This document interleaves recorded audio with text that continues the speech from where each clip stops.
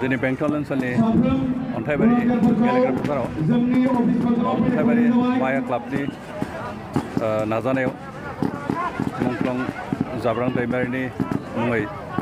football खेला बादायलायनायनि जोबथा गेलेनायमोन आरो बे जोबथा गेलेनायाव दिनै अन्थाइ टीमा देरहाबाय टाइब्रेकारनि गेजेरजों आसलते दिनै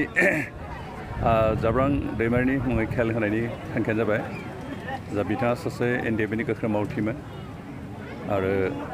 जागायजेननाय आफादनि जागायजेननाय जोनोम साननिफ्रायनो बिथाङा खामानि मावबोदोंमोन 1996 मायथाइयाव बिथाङा बे ओनसोलावनो भर्ति नायनायाव इन्डियान आर्मिनि मध्य प्रदेश सीआरपी फर्सजों मोगा मोगि जालायनायाव जिउ गोमालाङो आरो दिनै बिथांखौ सनमान होनाय हिसाबै बिथांनि मुंखौ जों अरायथा खालामनायनि थांखियै बे खेलाखौ होनाय जादों आरो जों बेखै साबायखर होयो अन्थाइबारि माया क्लाबा बिथांमोना नाजानानै खेलाखौ जाफुंसार होबाय दिनै जागायबाय आरो बे कन्टिनिउ जाबाय थागोन फैगोन बोसोरावबो जागोन आरो बेबायदिनो जों बिथांखौ बे खेलानि गेजेरजोंनो बिथांनि मुंखौ जों अरायथा खालामनो नागिरदों लोगोसे बिनि गेजेरजोंनो जों बर' सेंग्रा सिख्ला गेलेनाय बिथिङाव थुलुंगा होनायनिबो मोनसे खाबु लादों जों बिटिआर सरकारनिफ्राय नेसनेल गेलेनाय बे खेलखौ सरकारि रेजिस्टार्ड खेल जाथ'वाखै जों बे रेजिस्टार खालामनानै जेसेबां हायो बिटिसि सरकारनिफ्राय बे खेलखौ अरायबो फोथांना लाखिनो बेखौ नाजाबाय थागोन जों आसा खालामदों ओनसोलनि गासै रायजो राजाफ्रा बे खेला होनायखौ मोजां मोनदों आरो दिनै जिखिनि गेलेग्राफोर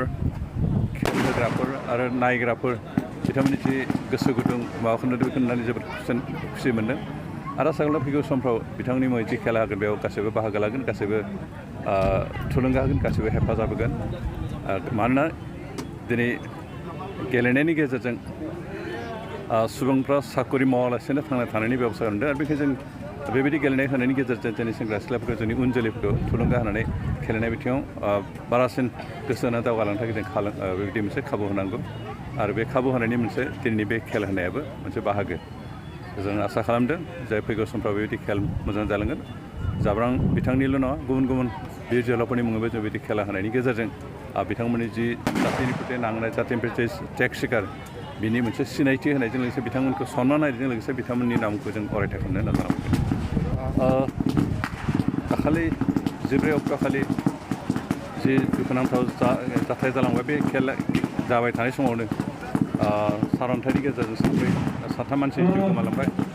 बेयो जोंनि थाखाय दुखुनांथाव दिनै इतिमध्य बिटिसि सरकारनिफ्राय बे रादाबखौ मोनबाय बिथांमोननि क्षतिपुरन हिसाबै जों बेबस्था लागोन आरो लोगोसे बिथांमोननि न'खरनि जायफोर थालांबाय बिथांमोना जाहाथे थांना थानो हायो बेनि थाखाय जों सरकारनि तरफनिफ्राय जेसेबां हायो खाबु होनो नाजागोन